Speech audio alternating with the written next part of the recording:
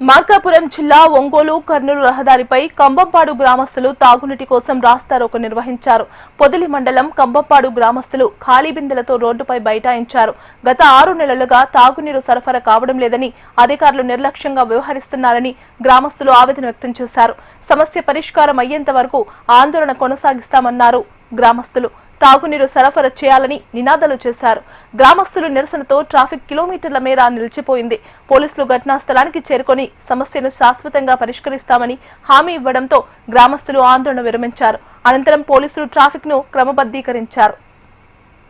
మాకున్నటువంటి కంబాలపాడుకు దాదాపుగా 6 నెలల కాలం నుంచి మంచినీళ్లు పంపిణీ చేయలేదు, సాగర్ నీటిని పంపిణీ చేయలేదు. కాబట్టి మేము ఎన్నో మార్లు అధికారులను దర్శించాము. మా అప్లికేషన్లు అందించినప్పటికీ వారు మాకు పరిష్కార మార్గం చూపలేదు. కాబట్టి మాకున్న దాహార్తిని తీర్చమని మేము ప్రజలందరూ కూడా రోడ్డు మీదకి రావడం జరిగింది. కాబట్టి ప్రభుత్వం వెంటనే దిగి వచ్చి మా దాహార్తిని తీర్చాలని మేము ప్రభుత్వానికి విన్నవించుకొనుచున్నాము. అందరికీ మా నమస్కారం. ఎన్ని అర్జీలు ఇచ్చామో కమిషనర్ ఆఫీస్ కాడికి పోయినాము. ఏఈ వస్తాడు, చూస్తాడు, దాన్ని పరిష్కారం చేయడు, వెళ్ళిపోతాడు. ఇప్పుడు 4 ఏ 10 సార్లు వచ్చిండో రావటానికి, కానీ ఒక్కడు కూడా పరిష్కారం చేయలేదు. మేము ట్యాంకర్ నీళ్లు మా సొంత డబ్బులు పెట్టి మేము దోచుకొని మేము వాడుకోవాల్సి వస్తుంది. మమ్మల్ని పట్టించుకోవట్లేదు.